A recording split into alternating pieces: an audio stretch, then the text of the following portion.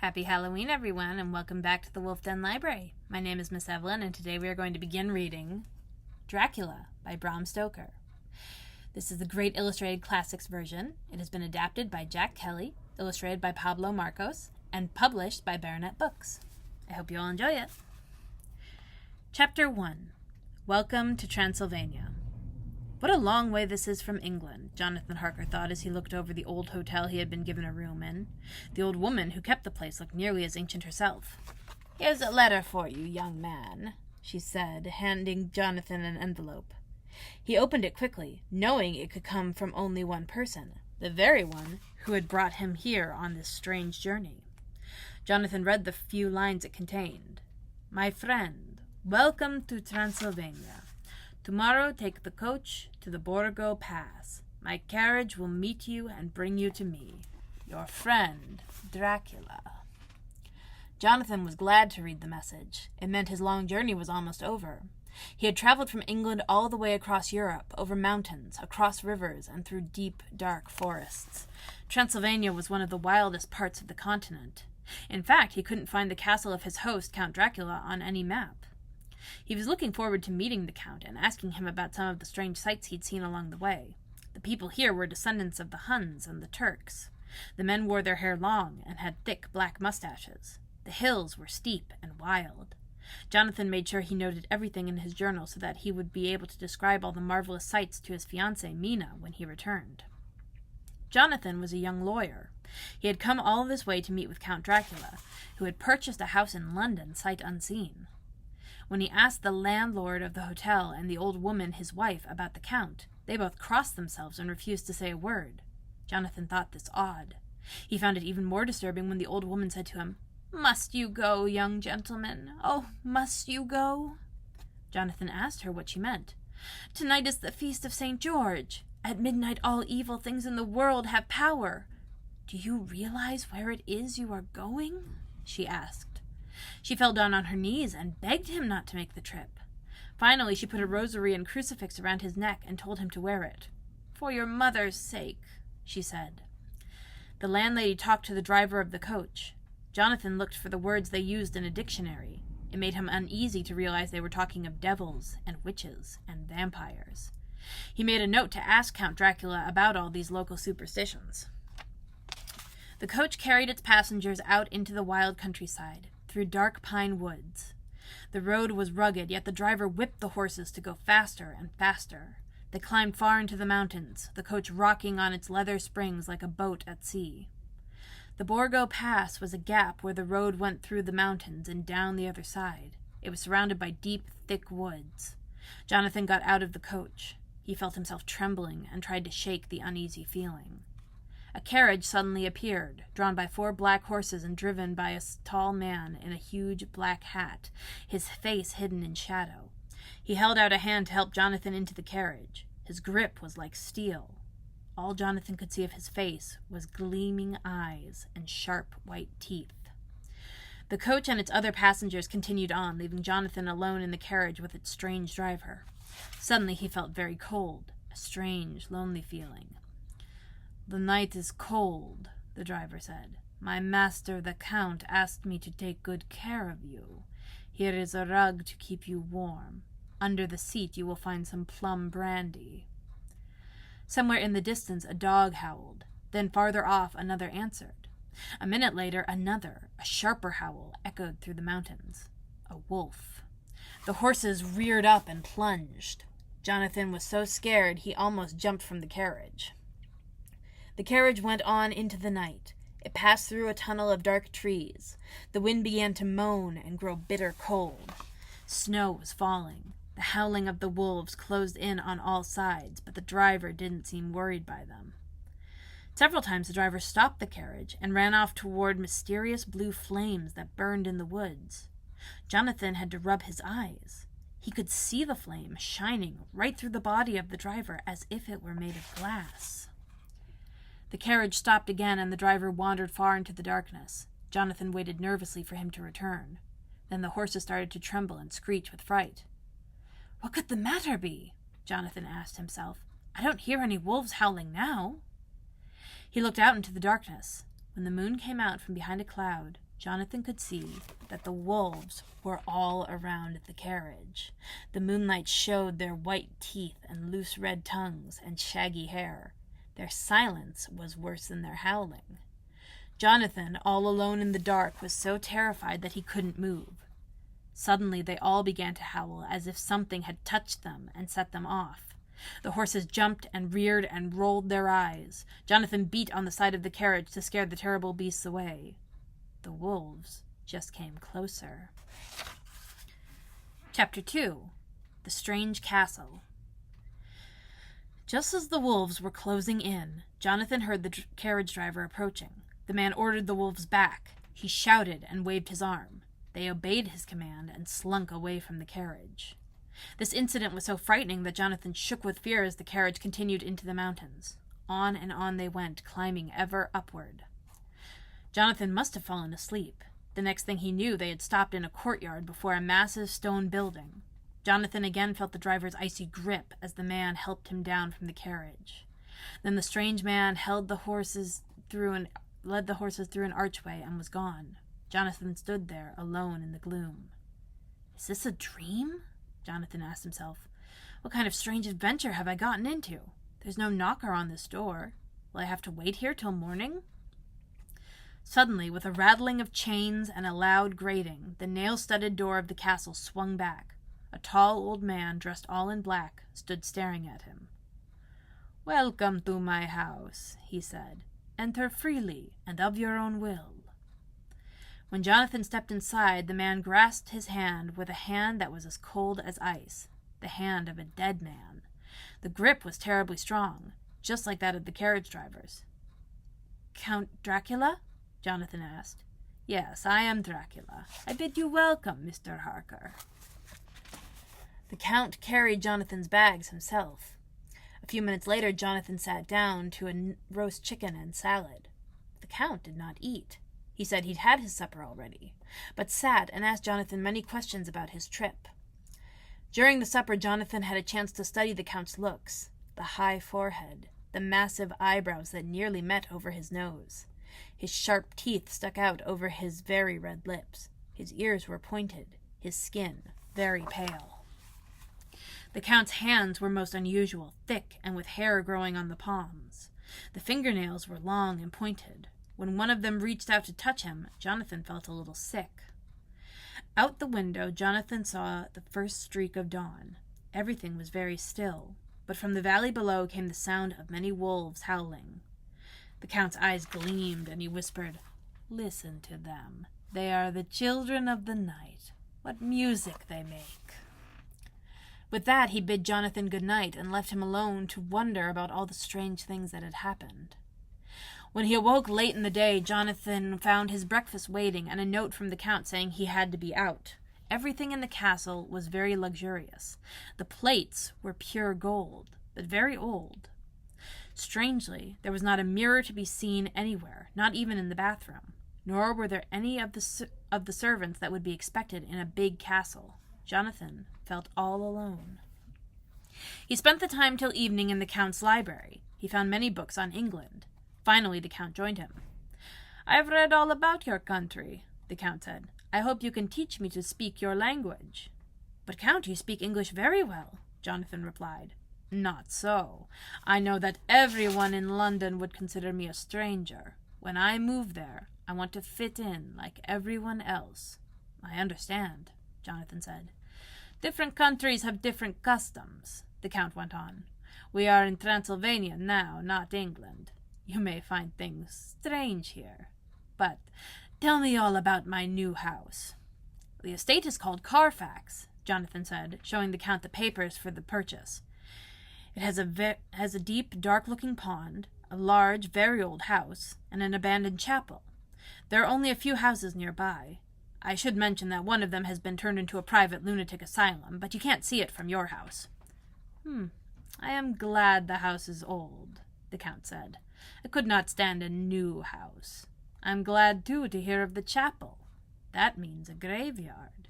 I like places that are gloomy. I wish to be alone with my thoughts." Again the Count did not join Jonathan at supper, but afterward they talked for many hours. When a rooster crowed to announce the dawn, the Count jumped to his feet.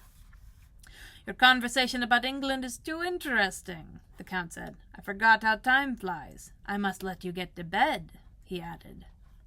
Jonathan slept for a few hours. When he awoke, he began to shave, using a small mirror he had brought with him. Suddenly, he felt a hand on his shoulder. Startled, he spun around.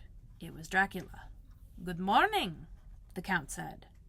What amazed Jonathan was that he hadn't seen the Count approach. He looked in the mirror again. It was true. The Count's image did not appear in the glass, even though he stood right in front of it. Jonathan was so startled he cut himself a little with his razor. When the Count saw the trickle of blood that ran down his neck, his eyes blazed with fury. He grabbed for Jonathan's throat, but his hand accidentally touched the crucifix that the old woman at the hotel had hung around Jonathan's neck. He immediately calmed down. "Take care not to cut yourself in this country," Dracula warned. "It is dangerous. And you don't need this. Away with it." He took Jonathan's mirror and flung it out the window. It shattered into 1,000 pieces on the ground below. Jonathan again went in to breakfast alone. He had not yet seen the Count eat or drink. A strange man, Jonathan thought yet again. When he finished, Jonathan explored the castle a little. He found that the building stood at the edge of a steep cliff. On 3 sides, a stone's throw from a window could drop 1,000 feet. Beyond, he could see nothing but empty woods. But he soon discovered something else. All the doors to the outside were locked. The castle was a prison, and he was the prisoner. When he went back to his room, Jonathan found the Count making his bed. Then he knew that what he suspected was true. There were no servants in the castle. He was alone with Dracula. In fact, Dracula must have been the driver of the carriage who had been able to control the wild wolves with his command. He felt that he was in grave danger. He was glad that the old lady had made him wear the crucifix. It seemed to have the power to protect him. That night, Dracula described ancient wars as if he had fought in them himself. He told stories of how his people had won great and bloody battles. "But the warlike days are over," he said. "Blood is too precious a thing today." Just then, the dawn was breaking, and Count hurried off to bed, as he did every day. Jonathan spent the day studying books in the library. In the evening, the Count came to him with many legal matters to discuss. "I may want to ship some goods to a port in England," he said. "I would need a lawyer to claim them." "We could arrange that with lawyers we know," Jonathan suggested. "Now I would like you to write to your employer," the Count said, "and to your friends, to let them know you are staying with me for a month." "So long?" Jonathan asked, his heart growing cold. "I will take no refusal," the Count said. Jonathan could only agree. His employer, Mr. Hawkins, had asked him to do whatever he could for the Count. "Don't talk about anything but business in your letters," the Count warned. "Tell them you are well and looking forward to seeing them. That's all." Dracula smiled as he handed Jonathan the writing paper. 2 of the Count's sharp upper teeth hung down over his lower lip, like fangs. Jonathan thought with a shudder. Before he left Jonathan alone, the Count said he would be busy that night, and that they would not be able to have their usual talk. "I must warn you," he said, "that you should not sleep anywhere in the castle except in your own room. You might have nightmares." Jonathan wondered if nightmares could be any worse than being locked in this strange castle. That night he left his room and went to a staircase window where he could look out. Just then he saw a movement. It came from the window of the Count's own room. Jonathan drew back in, then carefully looked out again. The Count was coming out. Jonathan could not see his face, but he recognized him, and the Count's hands. Certainly he could not mistake those. Jonathan was amazed. The Count slowly came out of the window and began to crawl down, his face toward the castle wall, his black cloak spread out like wings. Jonathan couldn't believe his eyes. It must be a trick of the moonlight, Jonathan thought, some weird effect of shadow. But it was true. Dracula was clinging to the cracks in the stone. He was climbing down the wall like a lizard. Chapter 3. Hall of Horrors. Jonathan knew that he must escape this horrible place. He crept through the castle again, trying every door. All were locked. The Count must have the keys himself. Jonathan's only hope was to get into Dracula's room and steal them. Finally, he found one door that was not fastened. As Jonathan pushed on it, its rusty hinges let it swing back. It led into a dark wing of the castle. Jonathan knew he might not have this chance again. He tiptoed ahead into the darkness. The loneliness of the place made him tremble. Still, it felt good to be away from the Count. He lay down on a couch and looked out the window at the lovely moonlit night. Feeling tired, he remembered the Count's warning not to sleep in any room but his own. I won't obey him, he thought. Why shouldn't I sleep where I like? He drowsed. Then, half awake, he saw 3 women. They were circling him and whispering together. 2 were dark, with piercing eyes like the Count's. The third had golden hair and gleaming green eyes.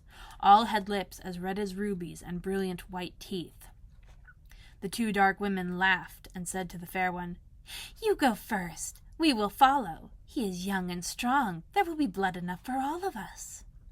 The golden-haired woman came and bent over Jonathan. He could feel her breath on him. It was sweet, but also bitter, like the smell of blood. Jonathan was terrified. Suddenly the Count was in the room. His hand reached out and grabbed the neck of the fair-haired woman. His eyes were furious, his teeth bared in rage. He hurled the woman across the room and motioned the others back. "How dare you touch him?" he cried. "This man belongs to me. You may content yourselves with this." He tossed a bag onto the floor. It moved as if it contained something alive. One of the women rushed to open it. Jonathan thought he heard the cry of a child. The others gathered round. Then they seemed to fade into the moonlight. The horror of it all made Jonathan faint. He woke in his own bed and wondered if he hadn't dreamt the whole thing, but he knew he couldn't have. He knew that out there in the castle there were 3 women waiting to feast on his blood. That night the Count told Jonathan to write 3 letters to his friends back home. The first will say your work is nearly done. The next, that you are starting for home. The third, that you have left the castle and are on your way. Jonathan had no choice but to go along with the plan. The letters would be dated June 12th, June 19th, and June 29th. Now he knew he had only a few weeks to live. He was doomed. He had to get word out. Lately he had seen a group of gypsies outside the castle. If he could get them to mail letters for him, he could contact his friends before it was too late. I can write to Nina in shorthand, he thought. No one will be able to read it but her, and I will write to Mr. Hawkins telling him to expect news from her. He wrote the letters and threw them down to the gypsies with a gold piece. They took them and bowed as if they understood. At last there was hope. But the next day the Count came into Jonathan's room. "The gypsies have given me these letters," he said. "One is from you to Mr. Hawkins. Fine, it will be sent. The other contains strange symbols. It is a vile thing and must be destroyed." He threw the letter into the fire. That day some delivery men came to the castle. Jonathan ran to his window and shouted to them. They did not understand English. They looked at him as if he were a madman. One of them said something and the others laughed. Jonathan watched them unload a shipment of large wooden boxes with rope handles. That night Jonathan again saw Dracula crawl down the side of the castle. Later he heard the Count return. At the same moment a wail came from the courtyard of the castle. A woman was standing there. When she saw Jonathan at the window, she cried, "Monster! Give me my child!" She ran to the huge door and beat against it with her fists. Above him, Jonathan heard the Count's harsh whisper. Suddenly a pack of wolves appeared in the courtyard. The woman hardly had time to cry out. The wolves went away, licking their lips. The next day Jonathan made his most desperate effort to escape. Taking off his boots, he climbed out onto the narrow stone ledge that ran across the castle wall. Trying not to look down, he edged his way along until he reached Count Dracula's room. It was empty. But he could not find any keys, only a pile of gold and money from countries all over the world. Then he found a door that led down a stone passageway. It passed like a tunnel into the ruins of a chapel. The smell was sickly and awful. Inside the chapel were the boxes that had been delivered. Most of them had nothing but soil. But in one, Jonathan found, lying on fresh dirt, the Count. He was either dead or asleep. His eyes were wide open, but he had no breath or heartbeat. In his eyes, Jonathan saw a look of such evil hatred that he couldn't stand it. He hurried back to his own room.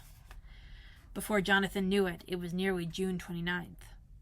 "Tomorrow, my friend, we must part," the Count said. "You will return to your beautiful England. I hope I will see you again at Castle Dracula." "Why can't I go tonight?" Jonathan asked, testing him. "By all means, go if you wish," the Count said. Jonathan hurried to the front door. He was surprised to find it unlocked. He started to pull it open. At that moment, he heard the howls of the wolves. They rushed towards the door, their teeth gleaming.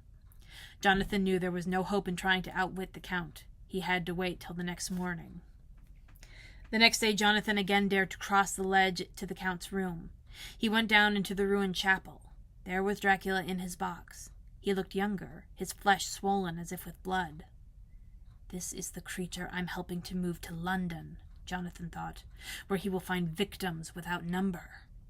In horror, Jonathan lifted a shovel and swung the blade down at that horrible face.